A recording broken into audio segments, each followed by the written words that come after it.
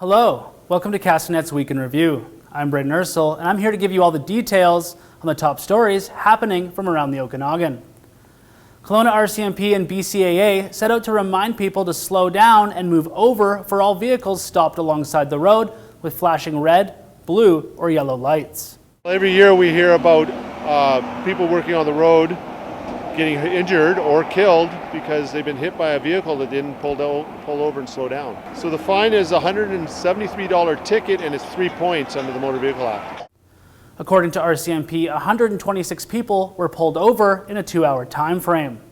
A house moving company set a personal record in BC when they moved a 60 by 32 foot house from Kelowna to Coldstream, a distance of over 60 kilometers. It's the biggest one we've done in BC, for sure. We move a lot bigger stuff back in Alberta, but BC is a lot different moving here with bridges and tunnels and all of that. You're only allowed to be... Lots of overheads, power lines. A lot of power lines, like this is scheduled for a 3-night move. Wade's House Moving says moving the house is half the battle. They now have to replace it and put it on its new foundation in Coldstream, which should be completed sometime this week.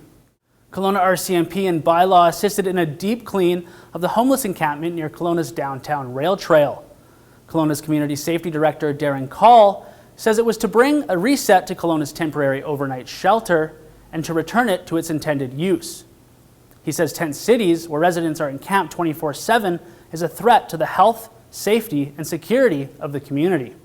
Ahead of winter, the Bay Avenue Homeless Shelter has opened downtown, with 30 of its 60 beds currently filled as they continue to look for overnight staff.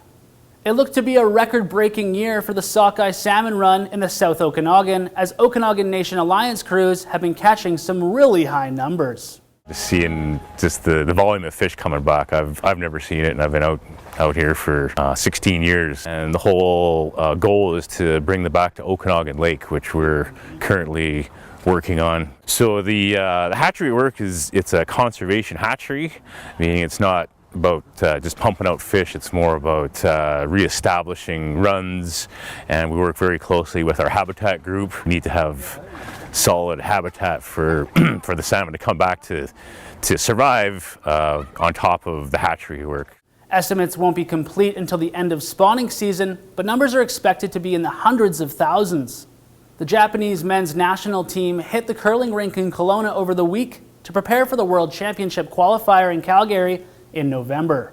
It tells people that the conditions are amazing. They're world-class conditions that they're coming and practicing on. It gives our curlers the understanding that, hey, you know what? This isn't just a regular old curling club. This is somewhere special. Plus, it gives a little of exposure to the community, seeing that these world-class teams are coming to Kelowna to train. Japan will be taking on Canada, USA, Australia, Brazil, Korea, Chinese Taipei, and New Zealand. That's everything for the Week in Review. For Castanet News, I'm Brayden Ursel.